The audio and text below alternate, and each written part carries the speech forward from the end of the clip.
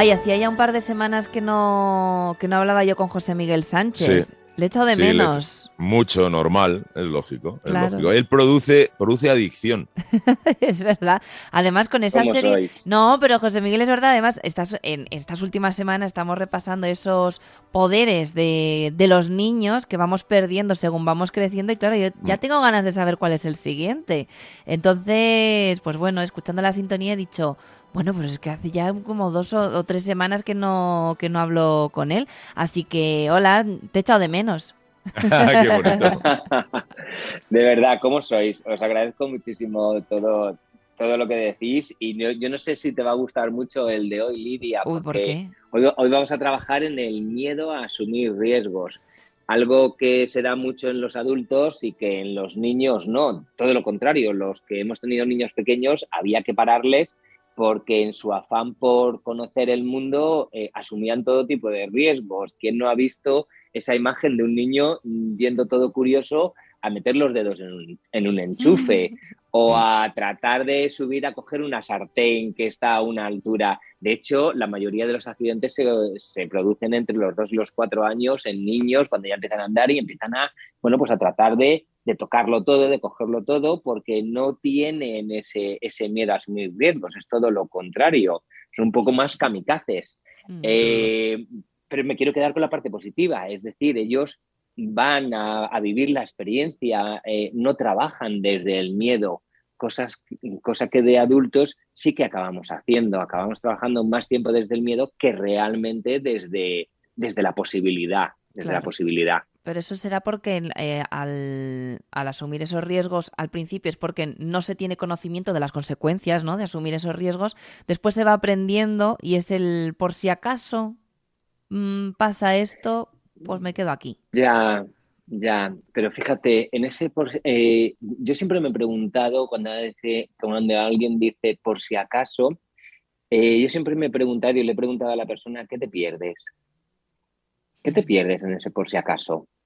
¿Qué te pierdes? ¿Qué estás dejando de hacer? Cuando trabajas desde el miedo, estás trabajando desde la limitación. Y el miedo para mí es una de las emociones más importantes que tenemos los seres humanos. De hecho, es una de las 6 nucleares, de las 6 que se dan en cualquier persona conocida en el mundo, desde la tribu más alejada Mm. hasta la ciudad más cosmopolita. El miedo lo tenemos todo y el miedo tiene una utilidad, que es salvarnos la vida. Si yo tengo un peligro, tener miedo y no acercarme a ese peligro va a evitar que yo pueda perder mi vida. Entonces, como emoción es maravillosa. ¿Qué pasa?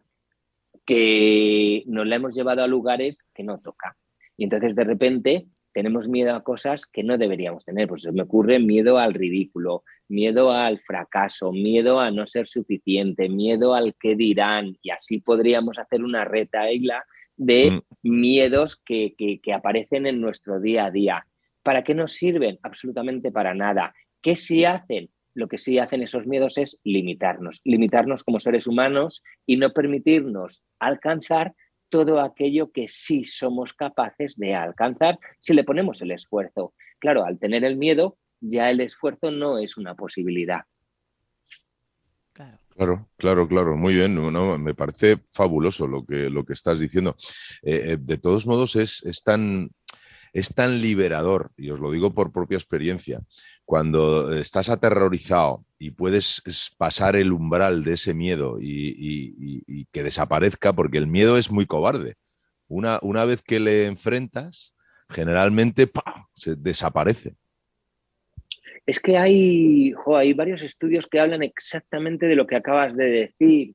Estudios en los que se pregunta a la gente a qué tienes miedo, hacen una lista de miedos y 5 años después se da cada uno esa lista y se pregunta cuántos de estos miedos se han producido en tu vida. Y lo que nos dan los datos es que el 5% se producen, es decir, yo puedo tener miedo a perder mi trabajo y tengo un 5% de posibilidades de que me ocurra. Hay otro 5% que es azar, bueno, pues que me tocó en suerte, pero el 90% restantes, cuando se han hecho estos estudios, no han ocurrido. Es decir, esos miedos no han pasado.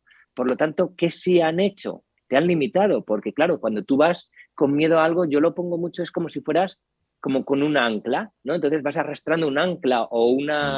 o Una bola de esas, atada a tu tobillo, De preso. de los Dalton, la bola ¿te de acuerdas? presos Claro, una bola de de preso. los Entonces cómics. vas por la vida o también a veces vas con el freno de mano echado y entonces, o casi echado. Entonces sí, el coche avanza, pero avanza con dolor, avanza con sufrimiento y al final acabas petando el coche, porque claro, o sea, imaginaos esa posibilidad de ir con el freno de mano a medio echar, pues al final ir por la vida con miedo es ir así, es ir así. ¿Y qué sería lo contrario? Bueno, pues lo contrario sería atreverte, lo contrario sería vivir la experiencia, lo contrario sería analizar, claro, hacer un análisis de riesgos, pero tomar decisiones en función de ese análisis. Lo que no puedes hacer es decir, no, esto no es para mí o yo no puedo hacer esto porque no estoy capacitado. Es decir, negarte a ti mismo antes de empezar debido a ese miedo a asumir riesgos.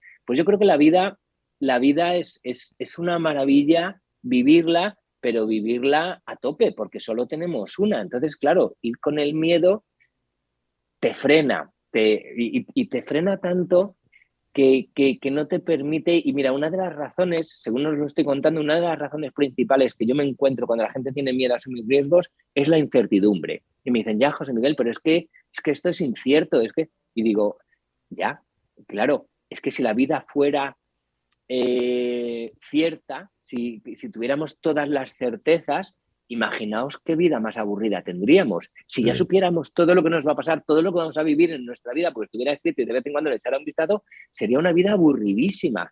Claro, lo bonito de la vida es que es incierta y por eso hay que vivirla. Pero tú decides si la vives con el freno de mano o con el ancla o si la vives a tope.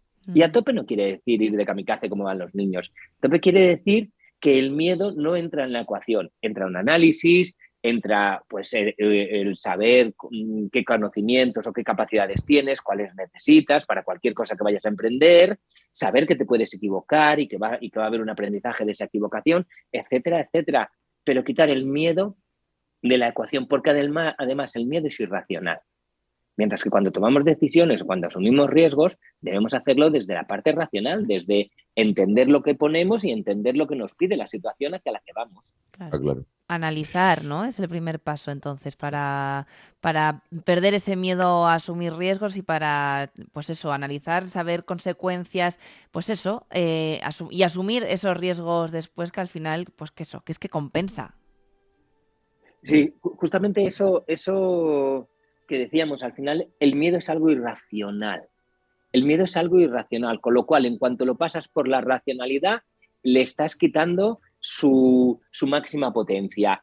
El miedo no lo eliges en el momento, te elige a lo largo de la vida.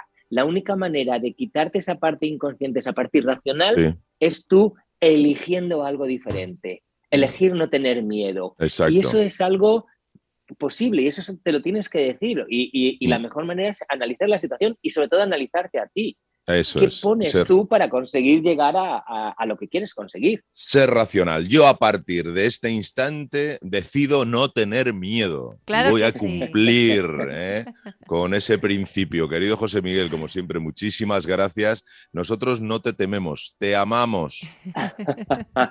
Gracias. Ya lo sé y además es mutuo y os agradezco estos ratos que me hacéis pasar, que pasamos juntos.